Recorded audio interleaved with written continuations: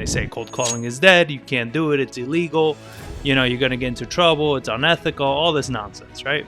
We want to help people that need our help and that really need to sell their home, and not people that we just got to harass until they just give up and want to sell their home. That's not the way we do this. You got to open them up. This is why the connection phase is so important. Cold calling secrets is a training that I'm going to show you what is going on with the cold calling industry, all the things that we've been seeing and hearing about the cold calling industry, why it sucks, why it's great, and all in between. Let's start off with the basics, right? What's going on that you hear so many of these gurus talk negatively about cold calling? They say cold calling is dead. You can't do it. It's illegal. You're going to get into trouble. It's unethical. All this nonsense, right? There's been a few reasons for this. Some of the gurus, well, they own direct mail companies. So they don't want you cold calling. They want you buying the direct mail. What a surprise. So, that's one. Another one is they don't know how to cold call, right? I've been doing this for about cold calling itself. I've probably been doing it for about 8-9 years now. I've done it in all types of the market as it's shifted, different types of lists. I've done it in all kinds of situations. And people just don't know how to cold call. They don't understand what the purpose of it is. They don't understand, why it works so well. Most people do it and it doesn't work well because what is it that they do? They hire VAs. They get robo-dialers, and then they're trying to make thousands of calls a day, and then they wonder why it's not working. That's why it's not working.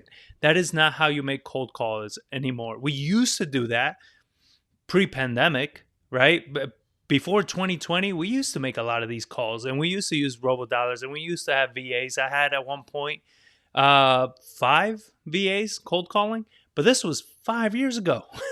That's been over. That hasn't worked in years. And these guys are still struggling to catch up because they don't pay attention to the market. All they're doing is just throwing money at marketing. So if you're going to take advice from anybody about cold calling, make sure that they actually do and they're successful at it before you take their advice. All right.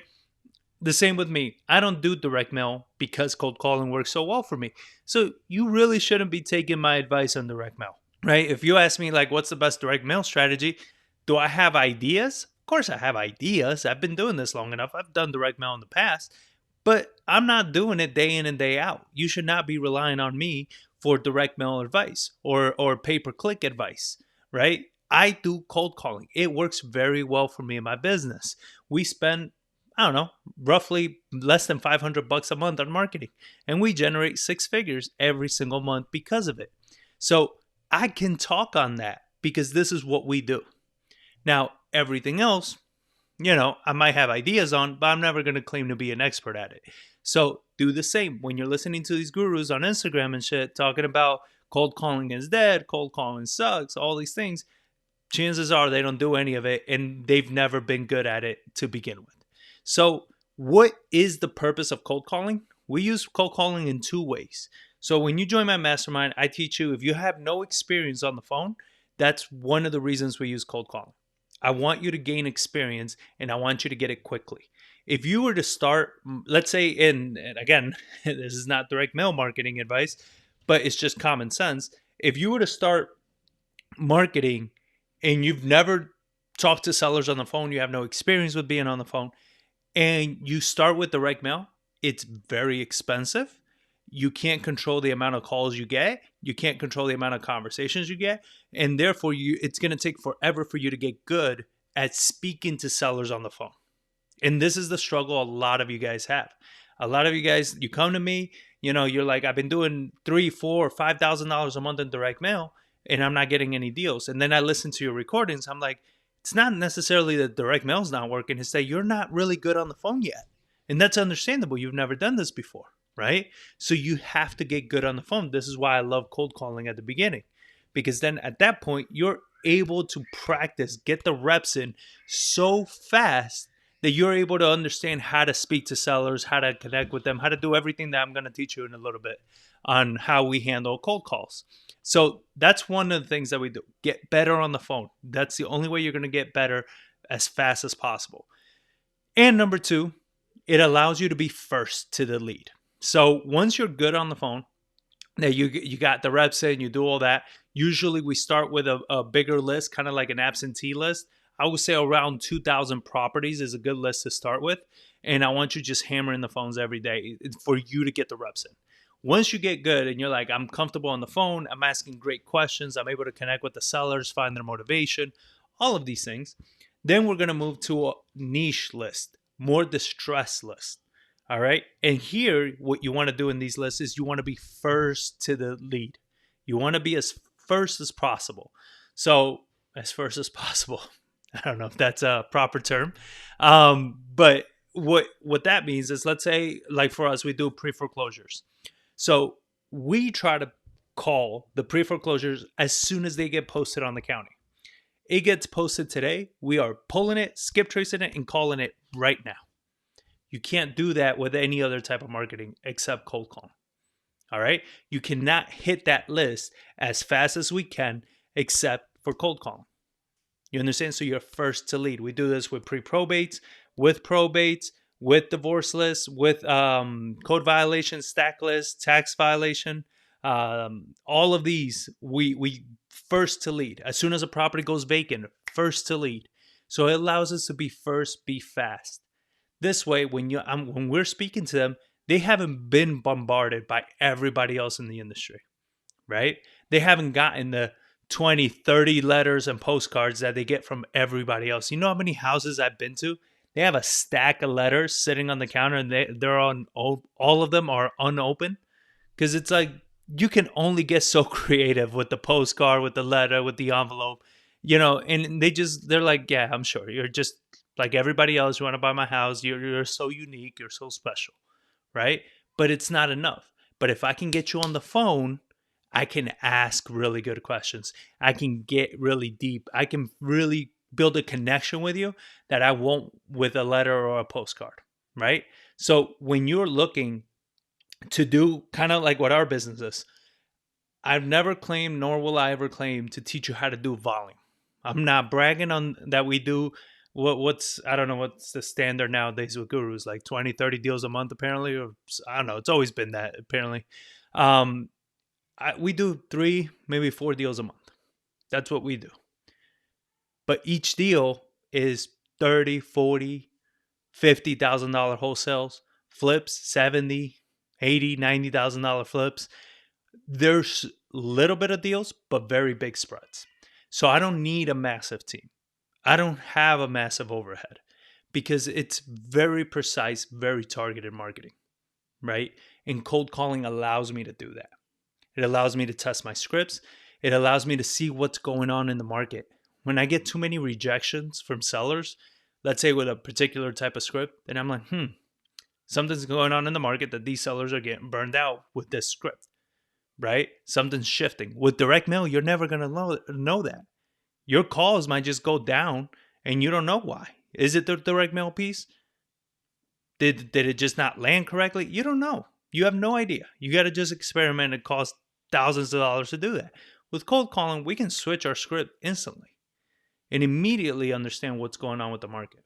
So I can call somebody, I can do my opener, and let's say I tank it, which I've done trainings in the past on the opener. So we'll put it on the description later on, and you can check it out. It's also, if you're in the Facebook group, it's in the Facebook training. Just scroll down. It's going to be in there. But if I screw up my opener or anything like that, I can call them back in a few days and try again. They're not going to know the difference.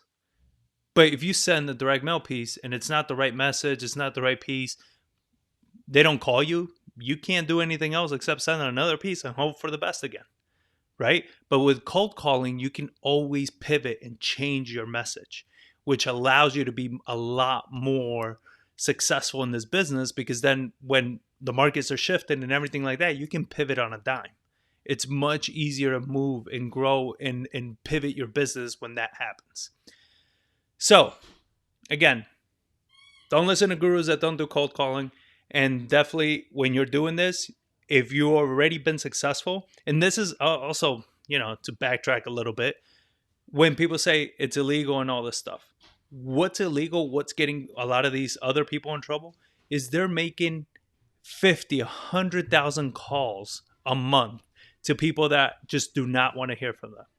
And people are like, hey, stop calling me. I'm tired of this shit. And they keep harassing them. That's why they're getting sued. Any person that's gotten sued doing cold calling, I bet you when you ask them, because I've known people that have gotten sued cold calling, when I ask them, they all say the same thing. Yeah, we're making, tens of thousands of calls a month. It's a tremendous amount. You understand? You're going to get in trouble. This is why we don't do that. 2,000 properties just to get the reps in. And then once you do that, then you go to a very niche list. Our list is roughly probably 100 properties a month. That's it. You understand? Because we don't go after volume. We go after distress and quality. We want to help people that need our help. You understand? That really need to sell their home, and not people that we just got to harass until they just give up and want to sell their home. That's not the way we do this, right? And then another technique that you got to use is when you are calling people, I would say if you're calling consistently and consecutively, let's say an hour or 2 hours consecutively, every 30 minutes swap the number, because then the cell phone providers and all that, if one phone number is calling too many numbers at once, it's going to start flagging you as spam, right? But if you, after every 30 minutes, you're swapping the number, you don't get flagged as spam. Therefore, the call connects a lot faster and it connects with more people. So that's how you're able to get more connection rate and not get into trouble, because you're not spamming people. You're truly trying to find people that need your help. You understand? We're not trying to steal people's houses. That's not the business that we're in. That's not what I teach. What I teach and what I show you is how to help people that need your help. And trust me, we help a lot of people. There's so many people in foreclosure or in a probate situation, and they're like, I didn't think I could sell my house, right? Because they're getting terrible advice from agents, from their attorneys, and they need our help. That's why we do it. Anybody that says, hey, listen, no, I'm not interested in selling, good. No problem. I'm sorry to be bothering you. Won't call you again. I don't need to be harassing people that don't want to sell. That's a waste of my time. Complete waste of my time. I want to talk to people that need my help. That's what we do. All right? So moving on, what's the first thing you want to do when you're making calls? Is you want to connect. Again, I already did an opener training, so I'm not going to redo that one. We're moving on from the opener. So you did your opener. The next thing you want to do is connect with them. What do I mean by connecting with them? When you call a seller, you don't want to speak to them right away and just be like, okay, so, why do you want to sell? What's the price that you're looking for? You don't want to get into motivations yet. You want to connect with them first. And a lot of times, depending on the list or the questions we're going to ask, is more of like, what made you move to this neighborhood? Right? Oh, well, I had this house for X number of years, or I inherited the house, or whatever. Then you're going to ask deeper questions on that point. So let's say, I just really like the neighborhood. Okay, well, how long have you been living there? Oh, 12 years, 10 years, 15 years. I mean, what was it about the neighborhood you liked? Oh, I like this thing. Has it changed drastically from that, or is it still more or less the same? No, it's, changed. I don't care really what the answers are. What I'm trying to do is, like, let's have a conversation that they're not having with everybody else that's calling them or that's reaching out to them. And this is why so many people suck at cold calling, because what's the first thing they say? Hey, do you want to sell your house at blah, blah, blah street? No, I don't. Okay, thank you. Bye. Or yes, I do. Great. How jacked up is your kitchen? How old is your roof?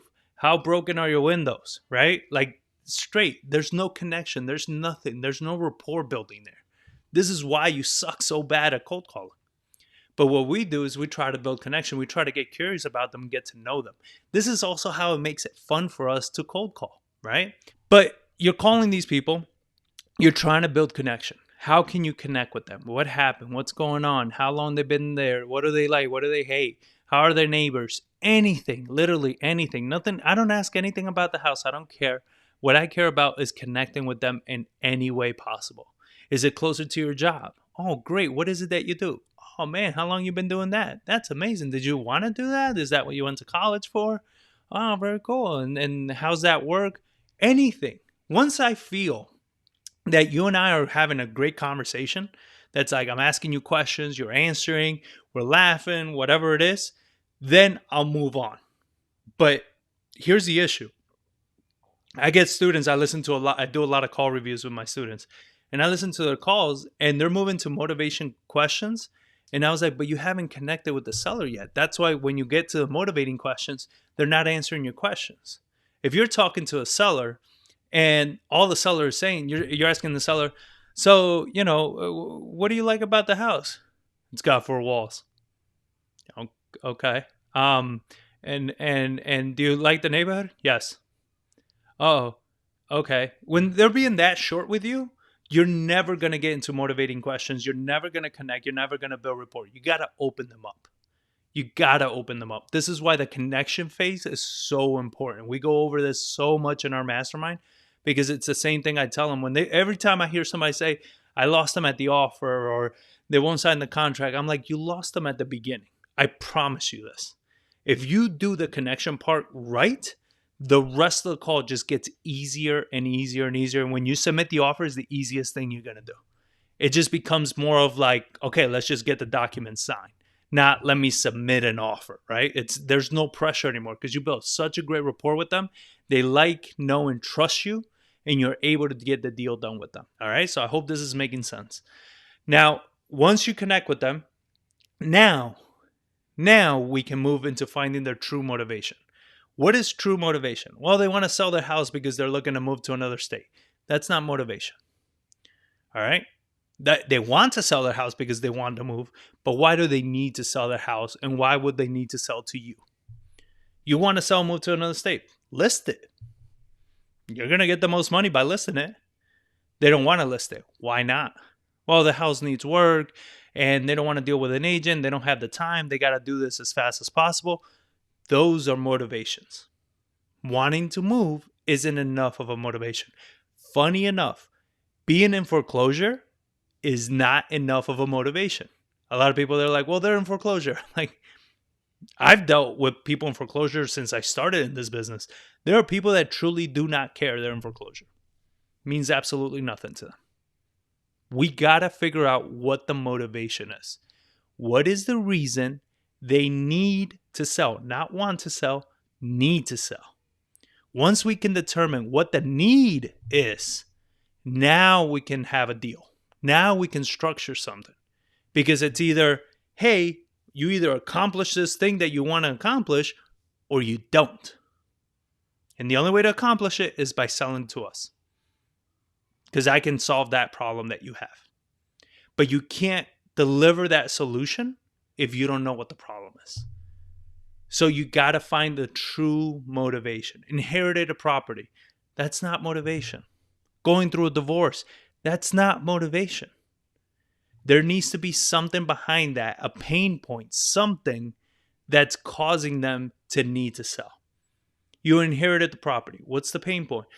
I don't even live in San Antonio. I live, in Washington or wherever. I don't want to go to I don't want to deal with the house. I've never been to the house. The house is old. It's broken down. It's got all these issues. That's motivation. Right? Why do they need to sell? We're not in the business of taking people's houses. We're in the business of helping people that need to sell their home. You understand? Like when you find somebody that needs to sell their home, guess what? They're going to sell it to you because they need to. Somebody that wants to sell their home, I don't waste my time with. We move on. I tell my people, we move on. There isn't a clear need, even if they're in foreclosure. All right. So that's the motivation. And the last thing you want to do. So once you set up motivation, if most of you should be doing marketing in your own backyard, it's the best way to do it. Right now, we're getting some of the biggest and best deals we're getting in our own backyard because we're able to go in person, meet with them face to face, and close the deal every time. Right. So being in person, doing this face to face gets you a lot better conversion, a lot better. So what you want to do once you found motivation, you're like, got it. I connected with them. I know they need to sell the house. You set the appointment. That's it. I still haven't even spoken about the house. I don't care about the house. I set the appointment. Show up. Now we're going to look at the house when we're in the appointment, but all we're doing at the appointment is connected even further with them, looking at the house, and then just getting it on the contract. That's it. That's the whole process. You understand? That's all you have to do. Because at this point, you build the trust, you build the rapport, you know the motivation. There's nothing else to discuss. You have this problem. I am your solution. Let's get this done. Okay. Later on, I'll do more training on closings and stuff like this. It's just, even that is a massive process that we train on. So I'll try to put a good training, a more condensed training for you guys. But here's a tip when we make calls. One of the things that not many people do is when we make calls, we also go back and listen to our calls, right? So after we made a call, we go back and listen to it, because you always finish a call and you're like, man, yeah, I did good on it. I guess they're just not motivated. But when you go back and listen to it, and all of a sudden you're like, oh man, can't believe I stuttered that much. Oh, I definitely didn't even ask this question. Oh, they said this and I didn't ask any further. You know what I mean? Like when I go through that with my students, like there are times they send me a call review and I'm listening to it and I'm like, have you listened to your own recording? Like, no, listen to it, please. And then they listen, they respond, they're like, I know what I did wrong. I'm like, there you go. Because it was very obvious, right? So get in the habit of listening to your own recordings. When you listen to your own recordings, you get better. You hear yourself. You hear what you're doing right, what you're doing wrong. And I get it. Not everybody likes to hear their own voice. I don't watch a lot of my own YouTube videos. But it's important because you need to understand how are you expressing certain solutions, how are you delivering it, because your head plays tricks on you. It's telling you like, yo, we crushed it. We hit every point. We answered every question. We did amazing on this. But then you listen to the call, you're like, oh, we sucked. We were so bad at this. We missed this question, this question. I completely didn't hear what they said on here. Oh, we could have said this, we could have said that. You understand? Like, here's a great example, case study there. 2 weeks ago, a student of mine sends a recording, and it was a 10-minute call. I listened to the call. He finishes the call with telling the lady, okay, well, I'll call you back in 2 weeks and see what that company says. And she's like, well, okay. I send him a message instantly. I'm like, you call her back now, set an appointment for tomorrow, and go lock it up. I was like, because she is ready to sell. She is telling you she needs to sell. I don't know why are you waiting for 2 weeks. But he didn't hear that.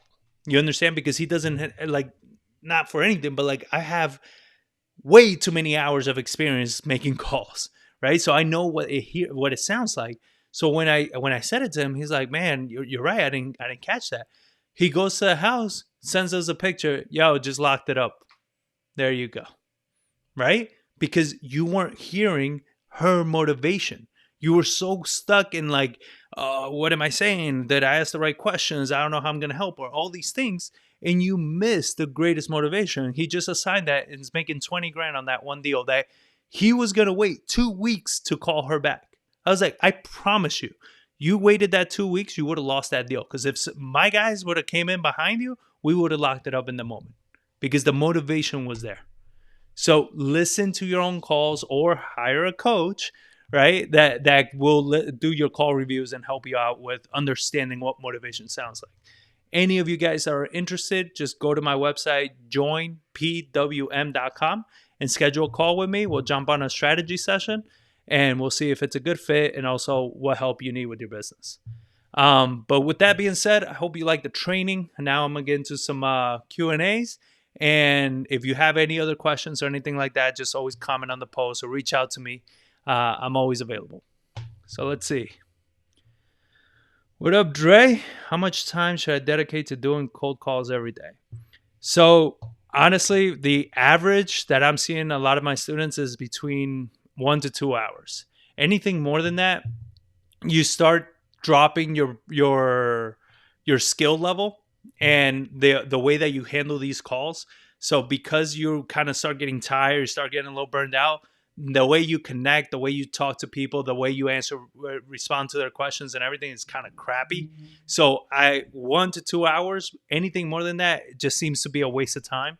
So I'd rather you do 1 to 2 solid hours. You'll get much better results. It's not about the amount of time you spend calling, but the consistency of the time you spend calling. I'd rather you call every single day for 1 hour than call one day for 6 and not call for 2 or 3 days, right? It's the consistency, because you're going to have days you're going to call, nobody answers. And another day, nobody answers. And then the third day, everybody's answering. You're connecting, you're making appointments. Why does that happen? I have no idea. I've been doing this for years.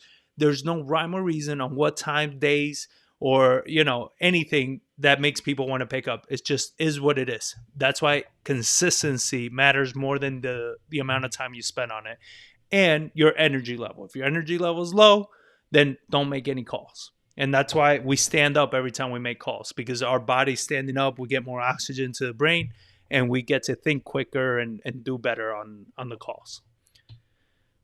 And there you go. What are the best time to call people? Again, we've gotten deals 9 a.m., 11, 1, 2, 3, 4, 6, 7 at night. It doesn't matter. It's just the consistency. There's no rhyme or reason, again, for timing. Evenings, weekends are usually better to get people on the phone. But we've gotten people throughout the week. We've gotten people, in the mid-afternoon, late morning. It just be consistent. That's all I can tell you. It's just consistency is really what's going to get you there. So just stay consistent, be consistent with the calls, and you'll do great on these. So thanks for your questions. Don't see anything else coming in. So if that's all, just like everything, we'll be going live. If you're a part of my Facebook group, you can get in there. It's free. And ask me any questions, any hesitation, anything that you guys have that you need help with. I'll give you everything we do. I don't hide anything. Anything you need help with, I'm there. We do this every Mondays, or trying to do these consistently every Monday. So make sure you jump on live. But if you don't, you always get the replay on our YouTube channel on Investor's Journey. So with that said, thank you all for watching, and I'll catch you on the next one.